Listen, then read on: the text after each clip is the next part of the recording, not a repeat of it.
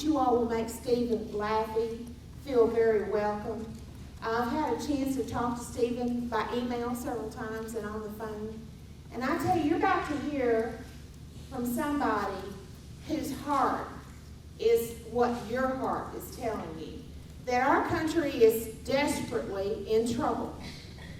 Stephen Laffey is the former two-term mayor of a city called Cranston, Rhode Island.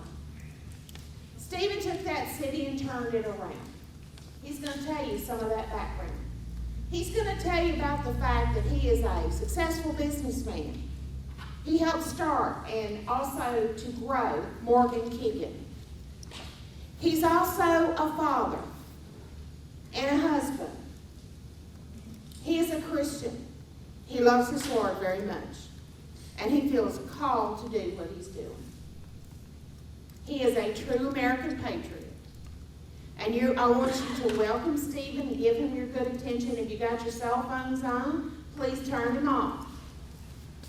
Now, anybody who's not coming tonight to see his DVD, Fixing America, if after you have heard Stephen Laffey today, if you want to come tonight and have dinner with us at Lakeview, and you want to see that DVD and get your own copy of that DVD is included in the price of the meal and the event, so that you can take this DVD and you can show it and share it with friends and family and colleagues, so that they can get to hear the hearts of the men and women all across this country who are saying, yeah, America's broken, but we got some ideas on how to fix America.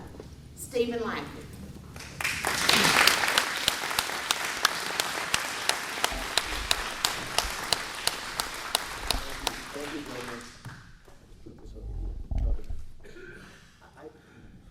My name is Stephen Laffey. I want to thank Joanne Fleming and you all for having me here. Having grown up in Rhode Island, in fact, maybe I'll just turn this on now. Can you hear me? Can you hear me? Is that the mic working? No, not there. Oh, there you go. That works, right? Yep. Put this on. To come to a place like this, where a constable comes up and speaks about the boys' club that's Christian-based. That doesn't happen in Rhode Island, folks. You know, to see Joanne Fleming and all you people out here who know there's something drastically wrong. It's not really happening in some parts of our country. So I'm just very thankful that I could be here with you. When I say on a radio show in Rhode Island that I believe the Bible is the uneared Word of God, and someone says, so you believe in Noah and the flood? I said, yeah. There's like silence. No one knows what to say. And then afterwards, you're referred to as a kook. And if you say God has I told a reporter, Charlie Bask, after I got elected mayor of Cranston, that God had a plan for me to help this city that I grew up in. I'd been away for 20 years, from 18 to 38, basically. He turned it right into that, Jesus was next to me, and there's something wrong with me. And it went on for years and years. And so before I begin, I just want you to think about this one really important thing. That this movie is sort of gravitating to this. On Tuesday and Wednesday, this movie will be shown, parts of it, to 3,000 people at Colorado Christian University, where former U.S. Senator William Armstrong is the president. What a wonderful Christian, in his retirement, is the president of Colorado Christian University. And he's going to show this movie on a topic called God, Christians in the Public Square, and how Christians have to get involved in this country before we lose it.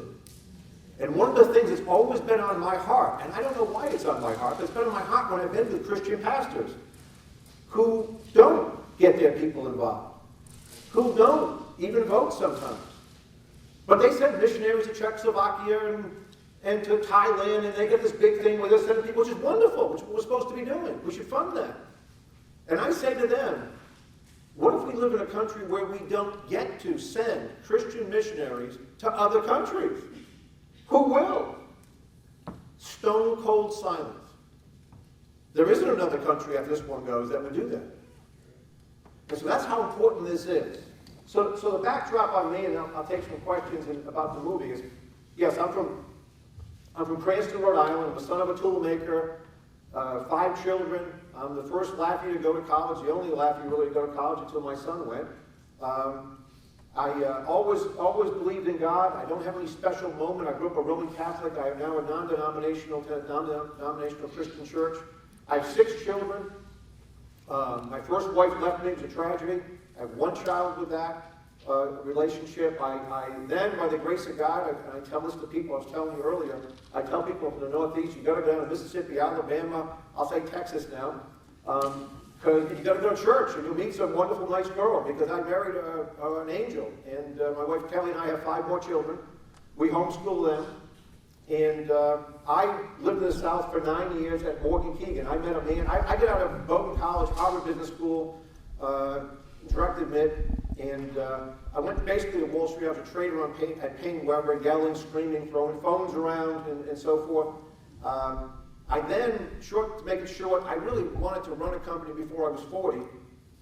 I went to the guy who hired me at Piney Woods and told him that, and he knew a man, and I had breakfast with a wonderful man from Memphis named Alan Morgan at the Pier Hotel on Good Friday of 1992. 15 minutes into it, he hired me, and I moved to Memphis with my first wife and my 3-year-old child. And I lived in Memphis, Tennessee for 9 years, and in the end, I was the president, chief operating officer, ran the venture capital funds, ran the trading desk, was the president of Equity Capital Markets of a $500 million revenue firm. So by the grace of God, I was the youngest kind of president of a major investment banking firm in America, and we sold the firm under my direction, my idea. I ran the transition team, and God, I was the only one to lead. God called me away. I went up to upstate Vermont thinking I would start a hedge fund because I ran all the money and I could raise a lot of money. And some friends from Harvard Business School, 5 of them, were at Camp of the Woods in upstate New York, a Christian camp. They said, why don't you come on down? I said, sure. So I drove on down, and at this camp on a stage that's much bigger than this, where the first timers all get up in front of each other. I was one of the first timers at Camp of the Woods. Got up in front of people, and they do this kind of questions. They ask you where you're from, and then they end up knocking you down. It's kind of funny. But all of my friends who were there for the first time actually said where they worked. Brad Everett, former starting offensive guy for Auburn football, said he was from Chicago. He's actually from Birmingham, Alabama, and so forth. I actually said, I'm from Cranston, Rhode Island. And like a mustard seed, for 2, 3, 4 weeks after I left, it just kept growing. Why did I say Cranston, Rhode Island? I hadn't been home in 20 years. I mean, I go home and visit my mother and father. I left there at 18. I effectively hadn't been home. And it kept bothering me. I wrote to my high school principal who had retired, bothering me. And finally, near buying a property up in south of Burlington, Vermont, it was like a vision. And God just put it on my heart that I should go to Cranston, Rhode Island. I told my wife, I said, I think God wants us to go to Cranston, Rhode Island. And she said, okay. So we went to Cranston, Rhode Island, which is not upstate, it's not Stowe, Vermont. It's just a regular town, middle-class place. And the short version is we're home, and the city has an article about $10 million missing. So the city's about the size of Tyler, Texas. So imagine you pick up the paper, there's an article about $10 million sort of missing. So I'm at my parents' house. My wife is back in Memphis where we own a home, and we're moving back to Cranston. I said, Mom, what do you mean $10 million? No one seems to know. I go to City Hall. I'm a Harvard Business School graduate. I look for an audit. That's what I go look for. You have to do one every year. I go into City Hall next to where my public high school, where I was president of student council, captain of the basketball team. Yes, I was captain of the basketball team. And wasn't that good of a team. But so I go over there, and they hadn't done an audit for 3 years. I grab a 3-year-old audit, walk out the back of the building, take my cell phone out, call my wife and say, honey, I think the man upstairs wants me to run for mayor. That's why I'm here. And she says, like a great wife, okay. So we run for mayor. I win the race. The city has the lowest bond rating in America the day I get elected. The lowest bond rating in America. It's borrowing 3-month money at tax equivalent rates of 15%. Makes Greece look like a haven, right? Makes Greece look like Switzerland. We're 27 or so days from defaulting on our debt and missing payroll. The city council has decided in the June of the previous year, May of the previous year, just before I announced, to take all the money out of the city pension plan. The pension plan has $18 million and $250 million of liabilities. They decided to take $1.5 million out every month for the whole year to balance the budget. That's a 9-0 Democratic city council and a Democratic mayor, and quite frankly, pranced around, it could have been a 9-0 Republican city council and a Republican mayor. It wouldn't have mattered. It was a total corruption. And of course, my comment in the paper when they did that was, this is a wonderful plan if the world was going to end in 3 months. But other than that, this is it. And so the bond rating is the lowest in America. It is really, in the city council, before they leave office, and I can come in with 2 Republicans and 7 Democrats, they decided to buy a piece of polluted land to build a police station. Totally unsuitable, another $500,000, and so here I am. And by the grace of God, working with people and uniting people, this is what I want to get to about America. When I ran for the U.S. Senate later on in 2006, but when Cranston was really broke, and people were really scared, and interest rates were really high, and there was this thought of like, what if it really goes bankrupt? What happens to mortgages in a city that goes bankrupt? The answer, by the way, is not anything good. You know, people don't write mortgages in bankrupt cities for new homes. They just really don't. What really happens? And people focused. Unlike today, where people are still not focused. People in Cranston that summer when I ran knew something was wrong. And I'll give you an example. We had this one debate that was on local cable. Now, I'm running for mayor of Cranston. Rhode Island's the size of one of your counties in Texas. You know, it's 47 by 37 miles. It's that state that the name hangs out the side of America. You know, they can't fit it in the map, you know, unlike Texas, you know, state of Rhode Island. And so it's one of these things where this cable show played this 1-hour debate between me and this very wealthy guy who would run for mayor against me. And within 3 weeks, we didn't meet anybody who hadn't watched that debate. And that debate really mattered because people were scared. And they watched that debate, and I won. I wasn't supposed to win. No one knew who I was coming home except for some of my high school buddies and first grade buddies who helped me win. But we went after every single person. And every single special interest group had to do something. The schools weren't going to get as much money as they wanted. The senior center got cut $600,000. We didn't pay the electric bill to the state for 1 year. I mean, we had to raise taxes because we didn't print money. We had to cut spending dramatically. And I went to a budget meeting where usually 5 people show up. It's a room over at Bain Junior High School. It probably holds 800 people. There must have been 1,500 people there. And they were totally angry. Out of their mind angry because they just paid a supplemental tax. And I promised them I would cut everything out of the budget. And they came in angry. In fact, it was so bad that about a half hour before I made this speech, by myself on a stage like this, that I called a man named Billy Bennett, who's 6'6", played in the NHL, grew up across the street from me with the Bennett brothers, very famous hockey family in Rhode Island. And I said, Billy, where are you? He said, I'm home. I said, can you come over? He said, well, sure. I said, can you come on stage with me and walk around with me for a while? He's 6'6", he's this big. We didn't have the constable with me at the time. And then just sit in the front row. He's a very well-known guy, very tough guy, black belt in karate, and that sort of sent the message that don't at least rush the stage unless you've got a lot of people. So I gave this presentation, and I made everybody watch what we were going to cut. And by the end of it, I made them watch me cut from $600,000, $500,000, $200,000, $350. And then I put up a slide of what crossing guards made. You know, Reagan had the air traffic controls. If you call someone in Rhode Island, Steve Laffey has the Cranston crossing guards. They made $129 an hour. They were represented by the International Brotherhood of America. They made $45 in cash. They worked a half hour in the morning, a half hour in the afternoon. They got free health insurance for their entire family, a pension plan, a retirement plan, days off, and get this. They're in the police budget, and hidden away in the police budget is 80,000 of unemployment claims, so a $26 million police line. All of it crossing guards who took unemployment every summer, 39 crossing guards, $2,100 a summer. Outrageous. So I fired him. And we spent 2 years fighting this battle against crossing guards. But it wasn't just crossing guards in Rhode Island. And it's not just that in America. It's the principle that people are struggling. And people were struggling in Cranston. When I knocked on all those doors, I didn't meet people who worked an hour a day, got free health insurance. I didn't meet people who worked an hour a day and were just part of a political process to help the incumbent win re-election. And so we fired him and set up a chain of events throughout Rhode Island and Cranston that we fought and fought and fought. And so every day when I was mayor of Cranston, they were after me. If you watched the O'Reilly Factor, which I was on in 2003, December, it was about the fact that I'm the mayor. A man shows up and wants to put an 8-foot wide menorah in front of City Hall.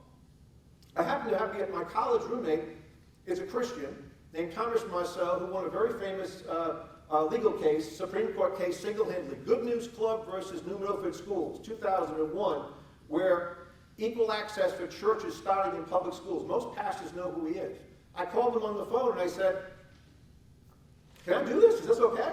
He says, yeah, it's fine. When the manger scene shows up, there's going to be a problem. Call me if someone wants to put up a manger scene. 2 weeks later, no one says a word about the menorah. 8 foot wide. It's lit up at night. The guy calls up, he has a Christian wife, he's a Jewish man, his wife has died. He says, I want to put up a life-size manger scene. I said, fine. I called back Marcel.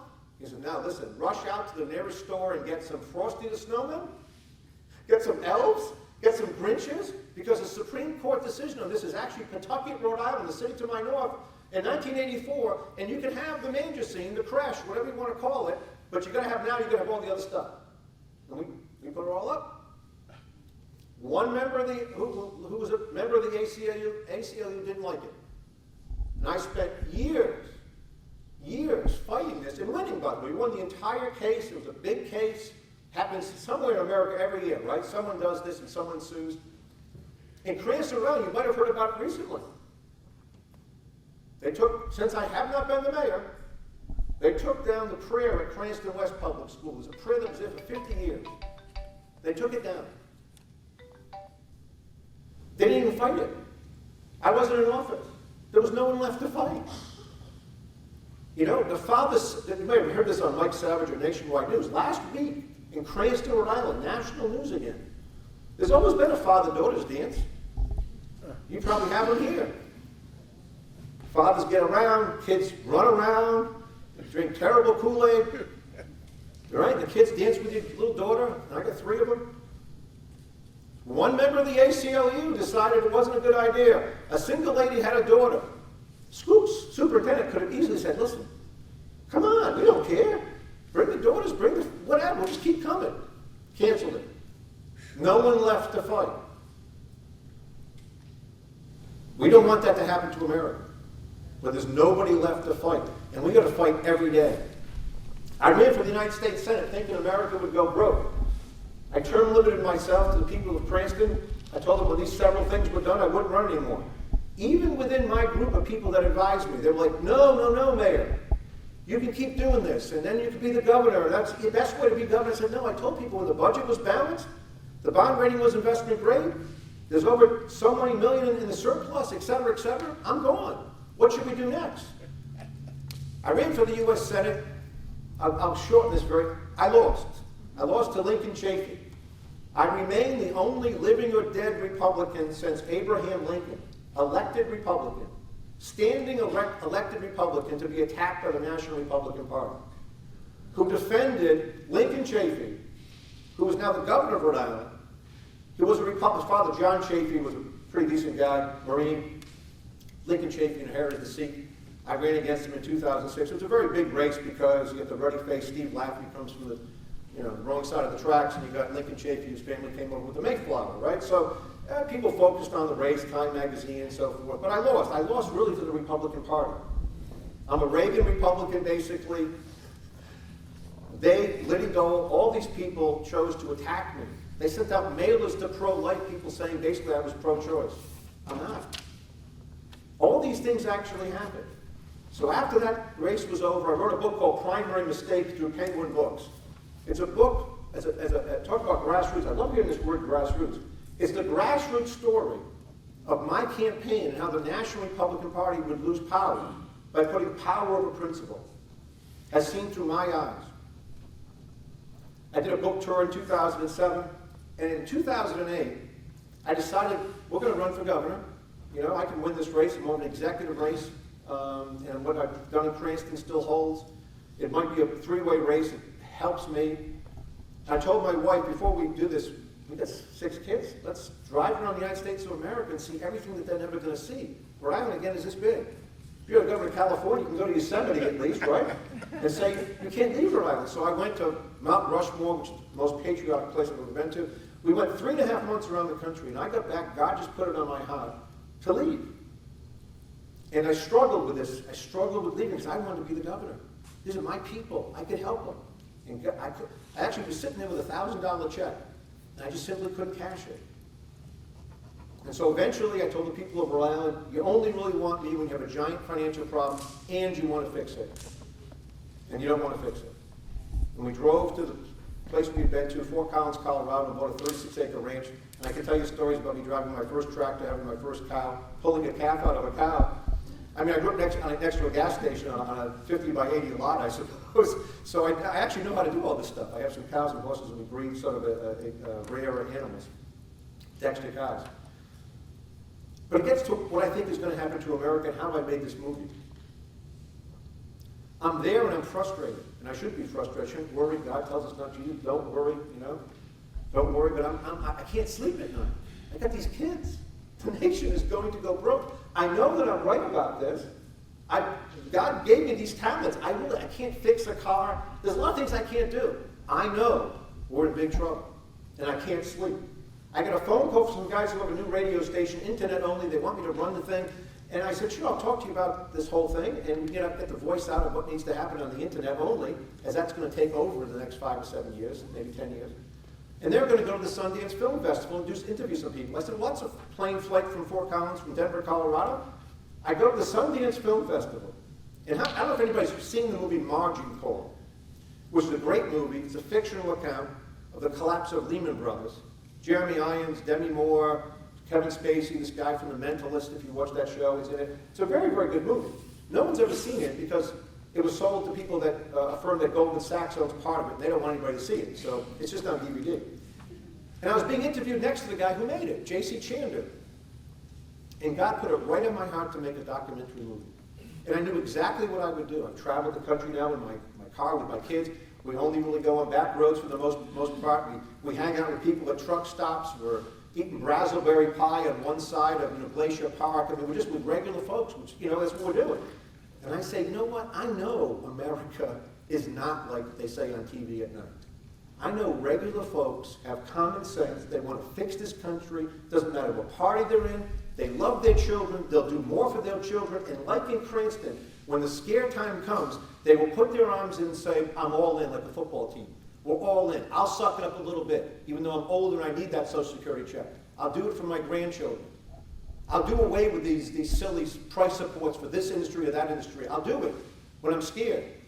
And so right then, I got off the interview I was doing, and I called my buddy in Rhode Island, who had a production company. I didn't really know anybody else. I sat next to the guy who's a creative genius at Disney, but I can't find him, Michael Stenson. He's a wonderful guy. He's just a recluse. So I called Dr. Stephen Scoley, who has a production company, and I said, this is what I'm doing. I'm taking an RV from Fort Collins, Colorado, and I'm heading directly toward Washington, D.C. on the back roads.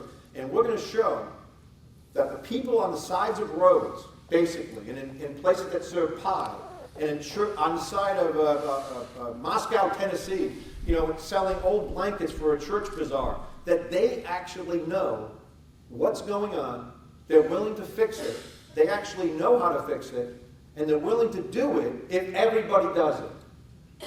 And we're going to get to Washington and find that they don't even know there's a problem. And that's really the movie. And to me, it's wonderful. And then all these things that came together to make the movie that, I was telling someone earlier today, I only wish I had a video camera on the people making the movie with me. We hired 25 people to make this movie. There's 11 people on this RV and a trail car. Now, I've managed a couple of thousand people at Morgan Key at one point, and a couple of thousand people in Cranston, Rhode Island. I've never, managed General Electric and so forth, but a couple of thousand people. And very different. Investment bankers with egos like this. They all want retail brokers. They think that they should get 100% payouts on their commissions and so forth. And then you get the union workers in the biggest union state, which is Rhode Island, who think, it's 4 o'clock, I'm going home. Or I got 15 minutes. It doesn't matter whether I'm tired or not. I'm just going to take these 15 minutes. And so forth. So these 10 people on the RV, they show up at my house. After like 3 hours, I'm like, oh my gosh. I'm not going to be able to do this. How am I going to be the good cop and the bad cop? I called my campaign manager who lives in Fort Collins. He moved to Fort Collins also. I said, you have to come with me. I can't scream at these people and pat them on the back. You're going to have to be the tough guy. And he, of course, by the grace of God, says, sure. He goes and rents a car. And he follows us for 5,000 miles around the country behind the RV. But I wish I could have showed you them. Because these are agnostic people for the most part, at best, both politically and religiously. They're not involved at all in what's going on in the country. They're movie makers. They're, not every one of them, but about 9 out of 10 of them. None of them are Christians to my knowledge. And along the way, I'll tell you a couple of stories. One is about them. After a couple of weeks on the road, Enid, Oklahoma, I can name Stuttgart, Arkansas, Moscow, Tennessee, Frankfort, Kentucky, Youngstown, Ohio. All of a sudden, some people are saying, hey, when are we going to see people that say something different? And I said, not until we get to the Capitol. I don't think we're going to see it until we get to the Capitol. We can get to the Capitol, by the way. We get to 60 miles from the Capitol as the bird flies, in the Beltway. We get out of the RV. Everything's okay. There's a problem over there, Youngstown, Ohio, or somewhere over there, and over there, but not where they are. The government's expanding so fast. If you're a doctor, everybody pays their bills. You're not saying, hey, I know you can't pay, Larry, bring me some tomatoes. They're getting paid. People building homes, they're building homes. Everybody's having a good time, and they're all getting paid. There's no worries at all. But somewhere out there in the heartland, between San Francisco and Washington, D.C., they know there's a problem. They're not bad people. It's just nothing to do with what they're doing. The other moment on the trip is my campaign. I made everybody double up. I'm pretty cheap about a lot of things. And so everybody doubles up in these really kind of bad hotels. Not bad, but they're the cheapest ones we could find. And so I'm bunking with my campaign manager, John Dobko. And I don't sleep much anyway. And I really don't sleep very well with anybody but my wife in the room. I really just don't. It's a long story. So I'm brushing my teeth, and he's lying there in his bed. He's looking up. And he is checked out after I lost the Senate race. It was tough for some people who were helping me for so long. Year and a half. Taking on, basically, we thought we were taking on Lincoln Chafee. We were taking on the National Republican Party. And I'm a registered Republican, don't get me wrong. But he simply had checked out. He wasn't going to do this anymore. He only came on the trip. He's lying there on his back. 3 weeks. We've interviewed, you'll see tonight if you come to the movie, you see 30, 40 people. We can't make a movie with everybody in. We've interviewed hundreds of people. Getting out of an RV, having to convince people that I'm dead serious. I'm Stephen Lammy. They have to stop imitating me. I'm a serious guy. You're trying to get people to open their souls. They don't know who you are. You're hopping off this RV with big cameras and men and women just getting off. He's lying there in bed. And I can't say exactly what he said in front of the ladies. But he's like, this is the greatest thing. People do care. They care about America. I thought nobody cared anymore, but they do care. They love this country. This is the greatest trip I've ever been on.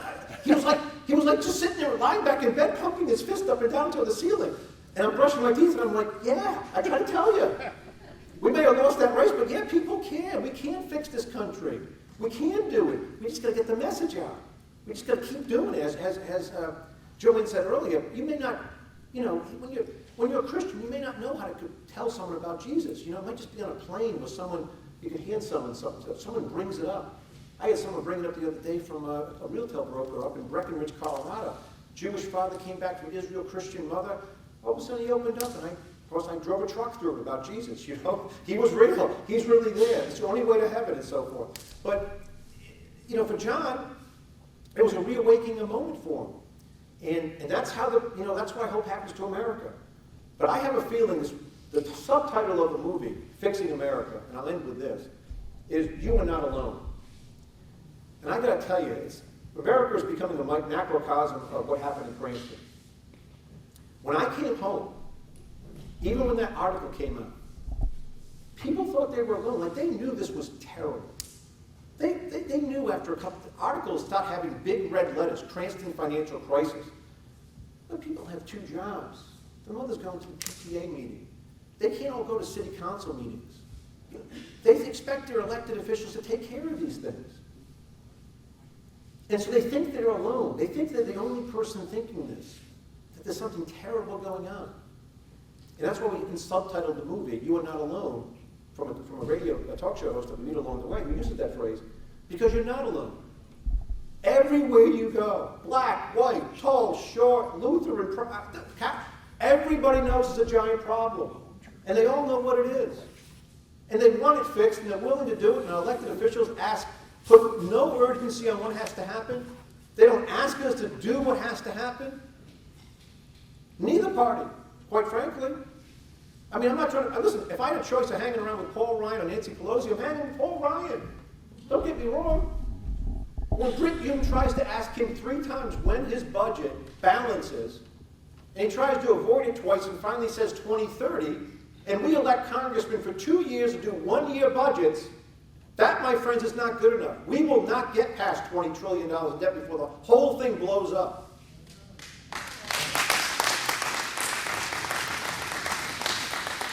And so even a great guy like Paul Ryan's been down in Washington too long to even say something like that. The budget needs to be balanced now. China cannot be the world superpower. We have to create all of our own energy.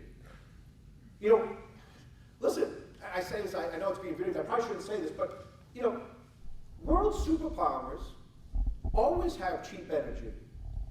Rome used slaves. We're not going to do that. You know, England had colonies. We have our own energy. It means it's going to be the silliest thing like voter ID laws. The fact that someone brings up, seriously, how do you know you cannot argue with certain people? The fact that someone brings up that nobody should show up with an ID to vote, in the greatest country in the world, in the freest country in the world, that elections are sacrosanct as close as they can be, to make sure we have a great republic, then you can't, what do you say to these people? And so we know these things. That's what's in the movie. The movie is really about the budget deficit and the trade deficit, which comes from 3 things. And there's some things you won't see in the movie. For example, and I think I'm going to have the guy re-edit some of the stuff that editing a movie, but I don't know how we did it. I don't know how I did it. He'd keep going back, get the movie hundreds and hundreds of hours, had to get it down somehow to 7 hours, had to get to 5 hours. It's 79 minutes, don't worry, it's not Dr. Zhivago. It's 79 minutes. It's a full-length documentary. But it's hard, and one of the parts we left out, at the end of every interview, all throughout this great country, I asked whoever I'm talking to, and you won't see this, maybe I'll put it on YouTube later. So, sir, you know, some people think that, you know, America could have a worse financial situation than even the Great Depression, or certainly since what happened in 2008. Do you think that could happen in our country, or is that just, you know, someone making that up? And if so, when do you think that could happen? And people look you right in the eye, every single one of them, and say 4 years, 8 years, less than 10 years. I'm surprised it hasn't happened yet. Not a single person says, I have no idea what you're talking about. And so I'll conclude with this. In 1973, with the first oil price shock, we had some problems. Vietnam was getting over with. Oil went up precipitously. Odd, even number gas lines getting away from, you know, market forces.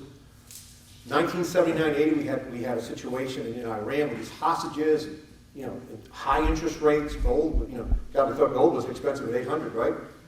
1779, and no one ever said, "Hey, we could lose the country." No one's. I don't remember that. I don't remember anybody thinking it. My dad, I know, really upset about, you know, the oil lines. 1990, 2000. People now think we could lose the country.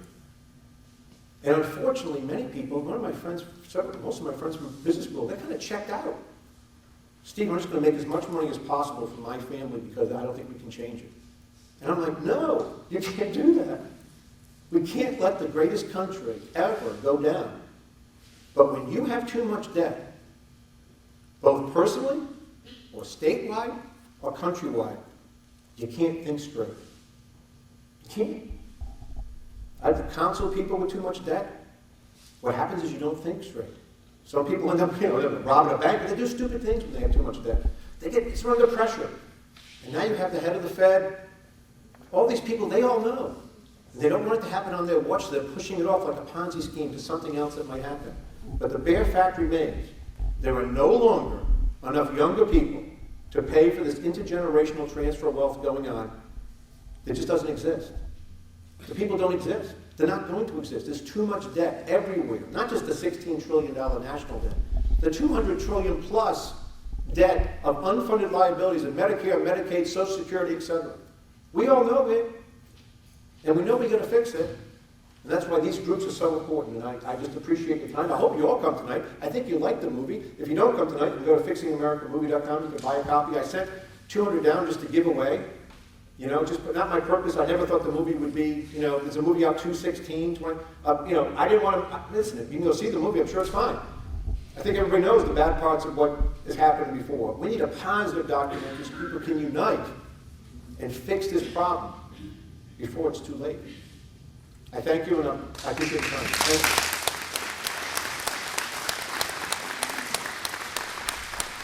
If you have questions you'd like the student to address, give them to one of the people on the side.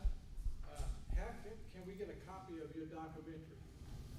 You can come tonight. There's 200 of them somewhere in another building. You can go on Amazon and just pick Fixing America movie under the movies, where you can rent it for $2.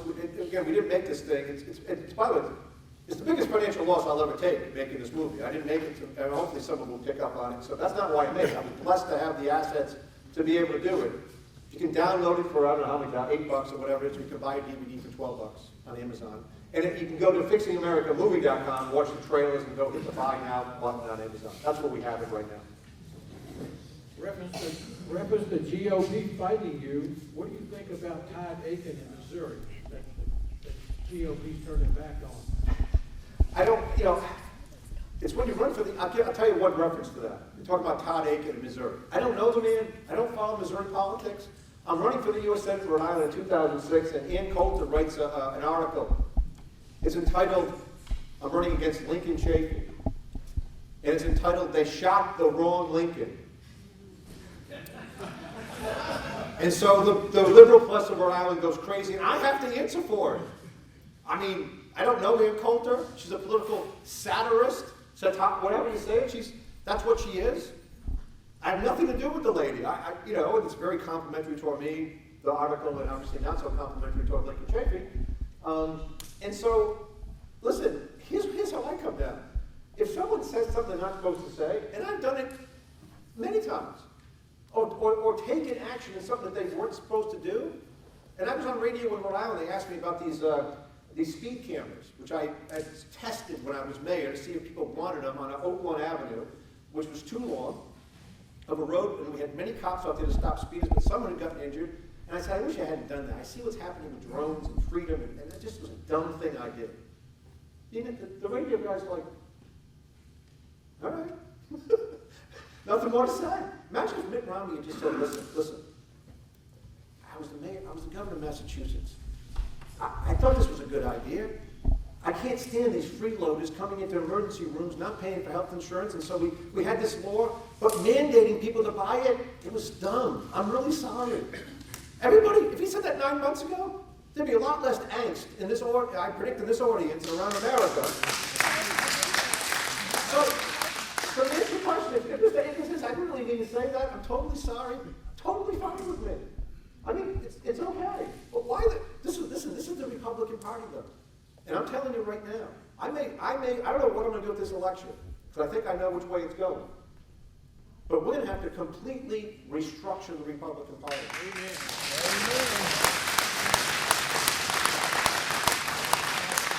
And we've got to get people from here, myself, other people, to go to Washington and say, we are not putting up with this nonsense anymore.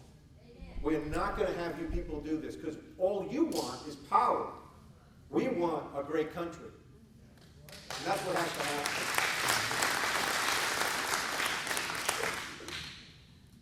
What do you think the new QE3 going to do to our country? Ben Bernanke, first of all, it's a total destruction, a tripling of the monetary base. Now listen, the only good thing about it is that we don't live in the pre-war, World War II Germany, where they just actually sent the money out. You know, they really did drop it from helicopters. We have a banking system that can't lend because it's better the Fed won't let them lend, quite frankly, because they get higher rates at the Fed. No one talks about this. But it's dumb. And And again, not that Ben Bernanke knows this. And so why can't he just get up in front of Congress and say, listen, I learned in Algebra 1 or Algebra 2 that you can't solve for 3 unknowns with 2 equations. Just can't do it. So you got me in charge of the money supply, unemployment, foreign policy. Hey, listen, jokers, you do your job. I'm just going to keep inflation at 0. That's all I'm supposed to do. I don't know how you guys put me in charge of unemployment and inflation, this silly, not to get into esoteric, like the Phillips curve or anything like that, but I'm not doing it anymore. You guys, I mean, forget it. I don't care if you're liberal or conservative. You didn't vote on Bowles Simpson. The president didn't, not that I'm for or against it, you didn't do anything about these guys who had 9 months on a commission? You can't come together to get one thing done? Forget you people. That's what Ben Bernanke should say. QE3 is terrible. QE1 was terrible. And that's by the way, I mean, listen, people who run for president, there's some big things you have to explain.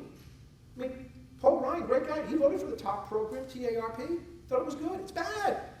It was always bad. Listen, most everything in life, and this is a generation, this is the greatest generation of someone speaking in front of, you all know it's like teaching kids. What can be good in the short run and feels good in the short run is bad in the long run.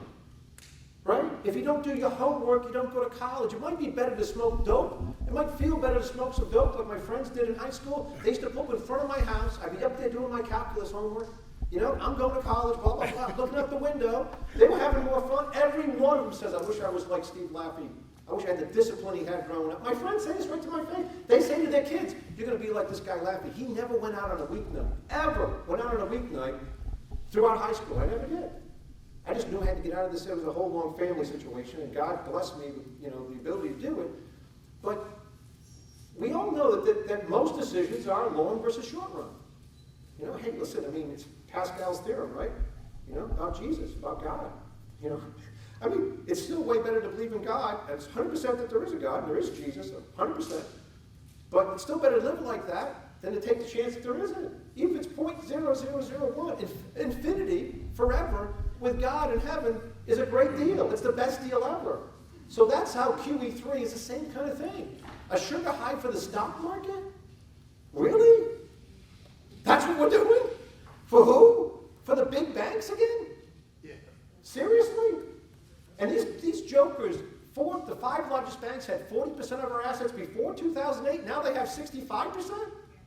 And you got people like Jamie Dimon. People thought I would be, I would do this. I would go work for J.P. Morgan or whatever when I left Morgan Keegan. I'm so thankful I didn't. I mean, I would have been, be nice to have even more money, I suppose, but thankful. Because these people, listen, banks, the bigger a bank gets, it's not like an Intel chip. They make these wafers that cut Intel chips. And the bigger they can make them, the more efficient they can make a chip, and the cheaper you can buy a computer, and more power in every year, right? The bigger a bank gets past knowing that John is a great guy, we knew his father in Stockville, Mississippi, I will lend on that land to John because he's going to pay it back. After it gets past that size of who's that guy? What's that mortgage-backed security? What assets are we packaging up and selling to Finland? It's not very efficient. I mean, J.P. Morgan lost $4 billion. They didn't know what this guy, the whale, was doing. Why was he at a bank? He should be at an investment bank. When investment banks go down, they take down the investment bank. When banks go down, they take down everybody. I mean, the fallacy of all these things that are on TV that just get said by both parties. How about increasing the FDIC limits from 100,000 to 250,000 several years ago? Go down this road right here. Ask yourself, go down this, take a right-hand turn anywhere and ride down a country road all the way to Dallas and ask yourself, which family has more than $750,000? $250 for the wife, $250 for the husband, $250 in a joint account is what you can do with FDIC. Which of them have it in the same bank? Nobody. There's nobody who does that. If they're that dumb to do it, they probably should lose the money when the bank only gives them back $250 plus $250 plus $250. But there isn't anybody. By the time it makes the bank safer, obviously it doesn't. There's nobody in Cranston, Rhode Island, going down Park Avenue for 9 miles who has $750,000 on either side of the road, husband and wife in one bank. QE3 is a disaster. And here's the thing about America today. Everybody knows it. So think about the way we live today. We do things that everybody knows is wrong. And we just keep doing it. There's nobody one's going to come up here and argue with me that QE3 is good. Nobody, they can say it for a soundbite on TV. They ain't going to do a radio show on for 3 hours. That's why liberal radio fails. You can't lie for 3 hours straight. You can only really do it for 30 seconds. You know? Anyway, I'm sorry. Can the movie be shown to or at a church school without cost? Yes, and I'll say this. All I really ask people, and people are doing this, the Wisconsin Tea Party showing the movie, it seems like, I mean, this is a very serious movie. There's no joking in this movie. But it's sort of a get-together movie. I mean, a lot of people are watching it and calling me and asking me that. The Tea Party Wisconsin called lady. She wanted everybody in Wisconsin to watch it on one night. And I said, sure. You know, that's totally fine with me. I mean, you know, better to call me and, you know, don't violate copyright laws, you know, and so forth. It's not meant to just be sent around for free. But everybody, but I have no problem with a church that says, listen, we're going to show in front of the church on a Sunday or a Saturday night. And I think that's great, because I think when you see the movie, I see myself. You know, and I want to tell you about the movie before you see it, but basically after the movie's over, about a week later, people call me and say, I feel worse. And I say, and I know what they're going to say. And they say, I'm not doing enough. And I say, neither am I. And we all got to do more. It's going to make you feel like you got to do more. This is the last question. Why hasn't anyone addressed the $500 billion taken from Medicare to pay for Obamacare? Is that what happened to Social Security in that black box full of IOUs? Yeah, well, first of all, to Social Security, there's a couple of pages on Social Security, you know, 1983, Greenspan said they fixed it for 50 years or so. It's totally broke. And they knew in 83 when they formed this commission. And there has to be something done about Social Security. Anytime someone brings up something about Social Security, people flip out, you know, because the Democrats will say that they're, you know, they're going to take away my check and so forth. My mother lives off Social Security. I'm sure people in this room get Social Security. There is no fund for Social Security. Just an IOU that it is an intergenerational Ponzi scheme.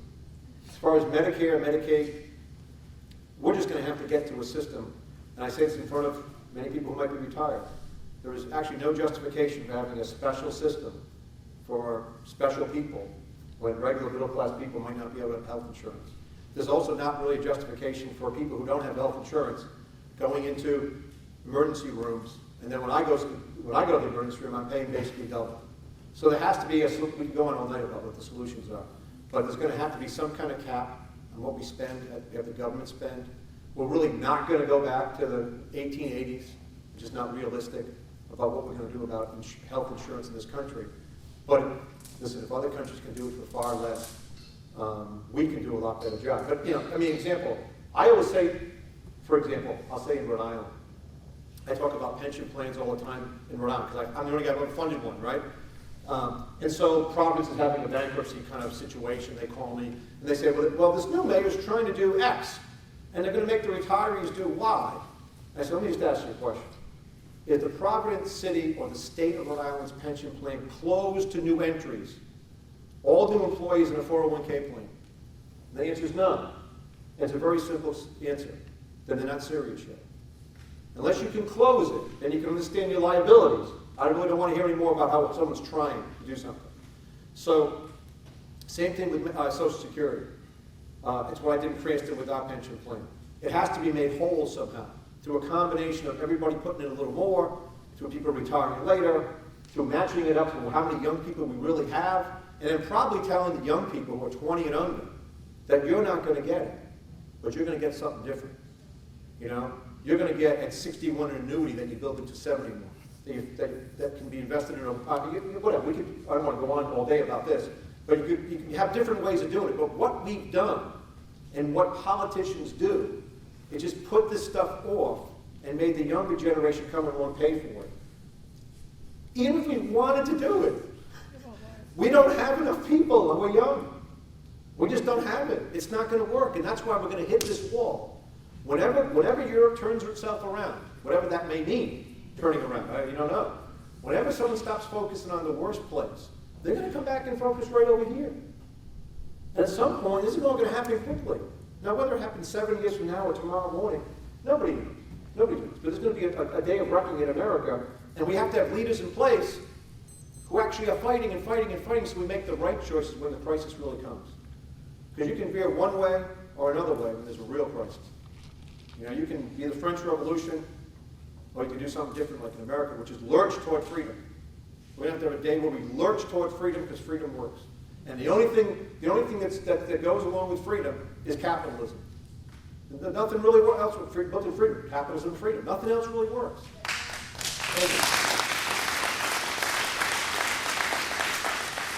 And that's why you have to tell people this all the time. You're going to lose your freedom. It's mentioned in the movie by an oil man out of Oklahoma, and who's in the movie also. So you'll recognize some of the people in the movie, but mostly it's us. We're in the movie. Anyway, God bless. I appreciate the time.